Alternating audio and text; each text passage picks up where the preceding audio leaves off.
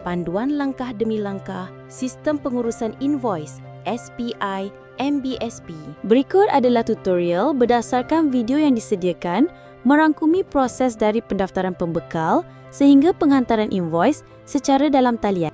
Bahagian 1. Pendaftaran dan pengaktifan akaun pembekal. Langkah ini adalah untuk pembekal yang pertama kali menggunakan sistem.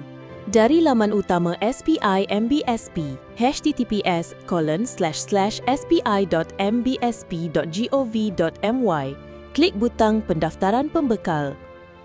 Pada laman seterusnya, sila masukkan kod pembekal yang berdaftar di MBSP.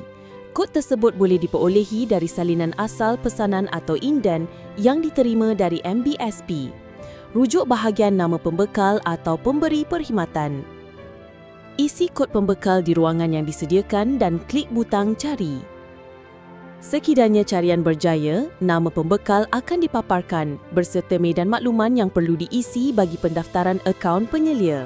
Lengkapkan maklumat akaun dan klik daftar akaun. Kod pengesahan akan dihantar melalui email dan masukkan kod tersebut pada medan yang disediakan dan klik sah. Mesej pengaktifan berjaya akan dipaparkan dan sistem akan menghantar satu lagi email yang mengandungi kata luan sementara. Klik butang Login untuk log masuk ke dalam sistem. Masukkan email yang digunakan semasa pendaftaran dan kata luan sementara yang diperolehi melalui email dan klik login sekarang. Setelah masuk ke dalam sistem dan bagi log masuk kali pertama, sistem akan meminta kata luan sementara ditukar.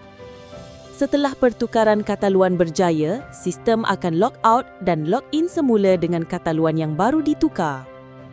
Laman utama akan dipaparkan berserta senarai pesanan atau inden yang belum selesai.